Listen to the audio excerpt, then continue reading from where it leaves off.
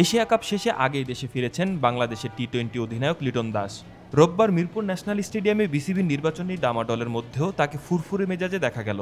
বিসিবির media manager Rabid ইমামের সঙ্গে হাসি মজার মুহূর্তে বন্দী হলেন লিটন।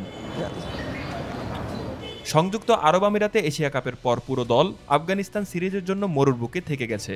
যদিও সুপার ফোরের প্রথম ম্যাচ পর্যন্ত লিটন খেলেছেন, পরের দুটি ম্যাচ ইনজুরির কারণে বাদ পড়তে হয়েছে তাকে।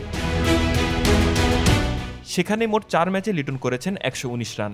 বিশেষ করে হংকংয়ের বিপক্ষে তার 59 রানের অর্ধশতক ছিল দলের জয়ের নিশ্চিত করার মূল হাতিয়ার। দলের নেতৃত্ব এবং ব্যাটিং উভয় ক্ষেত্রেই লিটন ছিলেন প্রাণভোমরা।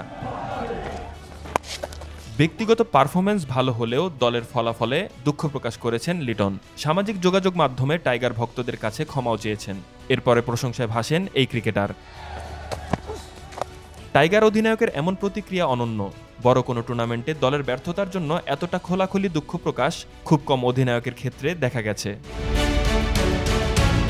লিটনের হাসি মুখের মধ্যে লুকিয়ে আছে দায়িত্ববোধ, ব্যর্থতার দুঃখ আর প্রত্যাশার ছাপ। তবে বাংলাদেশের ক্রিকেট প্রেমীরা জানে এই অধিনায়ক নতুন চ্যালেঞ্জে ফিরবেন আরও শক্তিশালী হয়ে, দলকে নেতৃত্ব দিয়ে আরও সামনের দিকে এগিয়ে যাবেন।